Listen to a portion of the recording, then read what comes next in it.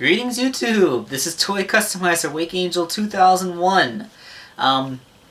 Well, calling me a little bit sheepish because after all this time trying to find software to edit the video files that this camera uses, I realized that it came with some software that can edit the videos built in.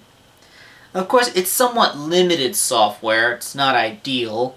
It only works on videos that were shot with the camera and are actually still in the camera. So that means I can't put a theme song or anything like that. So any video shot with this camera for now won't use a theme song until I can find a cheap copy of Adobe Premiere or something. If you hear any thudding noises during the video, that is my stupid upstairs neighbors, who apparently are a bunch of centaurs. So, let's christen this video, my realization of the included editing software of this video, with an unboxing. This is a package coming from Davin.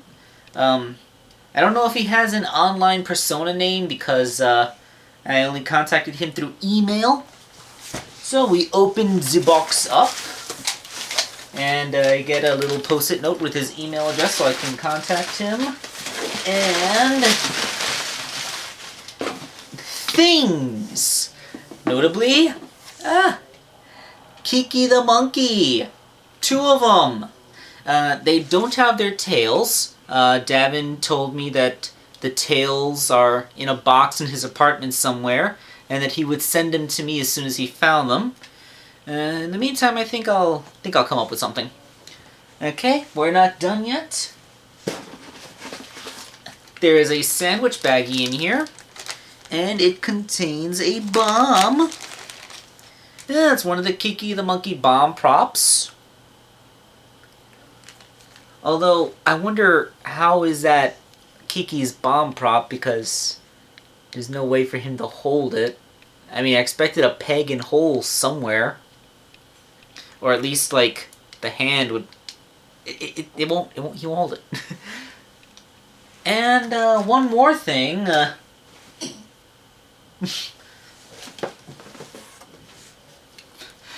it's the original Dr. Robotnik figure. The Dr. Eggman that Kiki the monkey was a pack-in for. Wow.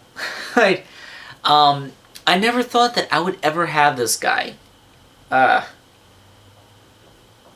let's reposition the camera and do a proper review of these guys. But first, I think I'm going to make a tail. So, here are the Dr. Eggman and 2 Kiki the monkey figures. We'll put Dr. Eggman to the side for now. We'll talk about him later. And I'm going to put one of the Kikis to the side because they were sent to me without tails. The guy said that they're somewhere in his apartment, and when he finds them, he'll send them to me.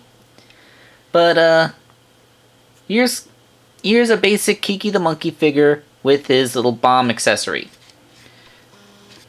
Bomb accessory that he has absolutely no way of even pretending to be able to hold. Like, his palms are totally smooth. The bomb is like a little plastic marble with a wick sticking out of it. It's actually a very cute little bomb. Like, this is the most cartoony bomb I've ever seen. Like Batman can hold this over his head and run through town complaining that you could just never get rid of a bomb. But yeah, bomb. So, for this Kiki, I made a substitute tail. This is Knuckles' arm, an action figure twist tie, and some Sculpey. Since it's an arm, that gives it an extra hinge joint right here, giving you a little bit more of posability options, whether you want it to go out behind the monkey or to stand up against his back. That the up around his back pose is actually closer to what the original tail does, and it can rotate in the peg joint. By coincidence, a Jazzwares wrist joint is just about the perfect size to go into that peg hole. without being too snug. You know, it's a decent placeholder until I get a real tail. So the monkey's official articulation, he has a rotating head. And apparently they didn't really bother to paint his chin. Can't even remember if that's accurate or not. Look at his little monkey face. He has some good sculpting on that face though. Look, he has bolts. His eyes have bolts. That's pretty cool. And the inside of his ears has sculpt and paint. That's always nice. And in his joints they don't actually move, but they're sculpted to look like they have the little accordion things. That's nice. You see it in the fingers too.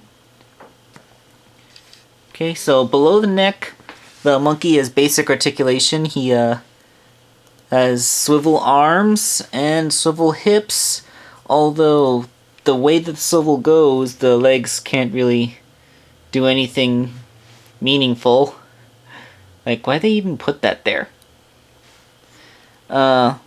Monkey stands. He stands just fine. It's good to say I have this because it's officially the last Badnik toy that, besides the Tomy figures that I have. Although, well, I guess the only real way to illustrate the problem is right here.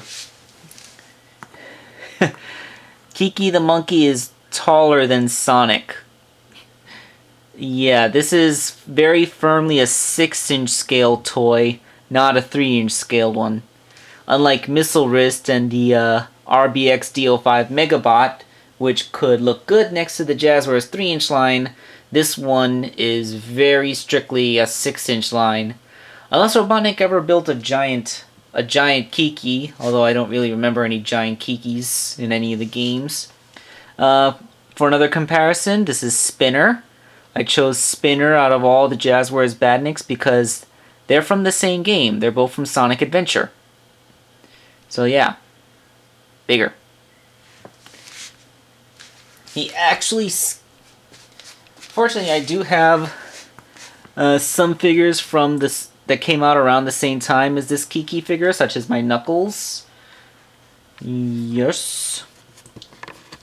And as soon as I can get the articulation on my tripod to work, there we go. And I guess now's the best time to introduce Dr. Eggman. See, the scale actually works for what it was back then. There we go. So yeah, that's what your Sonic the Hedgehog action figure line would look like back in 1999 when Sonic Adventure had just come out. Okay, so let's get my Knuckles figure out of the way, and be rejoiced that Kiki is finally part of my collection, but move him out of the way as well, so that we can discuss Dr. Eggman. This was the first Dr. Eggman action figure, and until Jazzwares decided to repeat the accomplishment like a decade or so later, he was the only Dr. Eggman figure. Although when you look, again, very clearly, 6-inch scale. Very, very big next to Jazzwares' Eggman. Although Jazzwares' Eggman supersedes him in articulation with universal shoulders and, you know, having elbows and knees and, you know, being able to stand.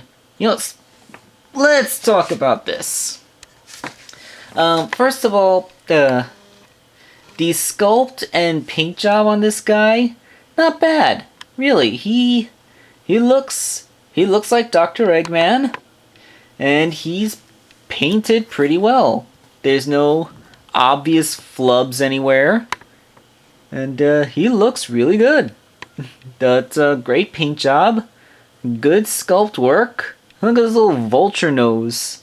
He came out fine.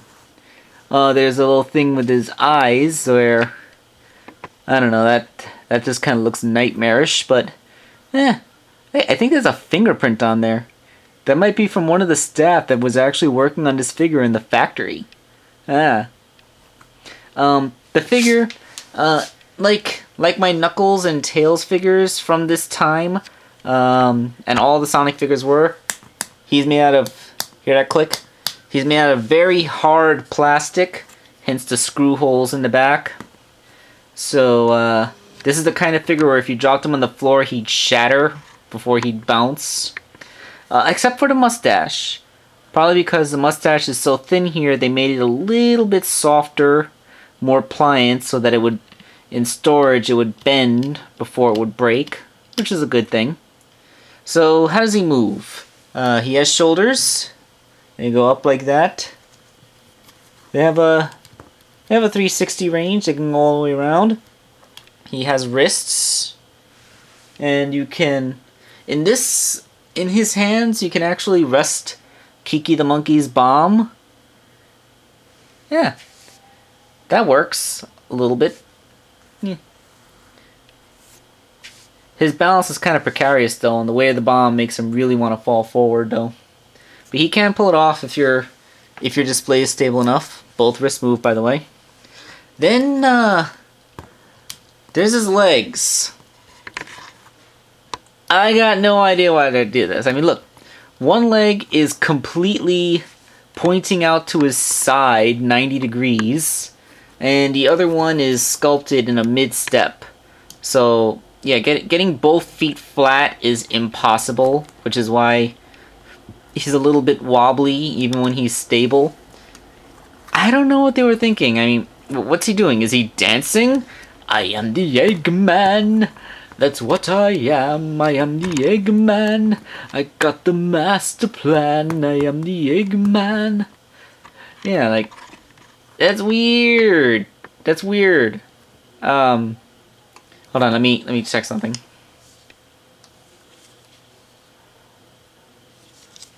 Toy Island. You're weird, Toy Island. You're very weird. And, yeah, what do his hips do? His hips, they're one of those, like, why did you bother points of articulation. Seriously, why'd they bother? They could have just left the legs, like, not move, and it... Same with Kiki. I don't know, it's like, they had a minimum articulation count to fill, but they didn't really bother to sculpt it so that the articulation was meaningful in any way. Maybe that's the real reason why I never got one of these guys back then. Even at the time, I didn't really like meaningless articulation. But still, he is the first Dr. Eggman. I seriously never thought that I would ever have this. So, yeah, great thanks to, again, if you don't have an online persona name, it's really hard. I don't want to give out a full name, so I'm just gonna call you Davin. Special thanks to Davin, the guy whose name is on the return address, for sending me the original Dr. Robotnik Eggman figure and 2 wonderful monkey badniks, which accomplished something that I had been trying to do for quite a while, and allow me to claim that I have all the badniks. Okay, and cue about 20 people in the comments who are going to tell me about really obscure badniks that I don't have. For the record, if there is such a thing as a Deco and Bulko action figure, I do not care. If, however, there are any Metarex toys that I was never told about, please let me know, because I don't know about any Metarex toys, but if they were out there, I would love to have one. Okay, so this is Toy Customizer Wakeangel2K1, signing out.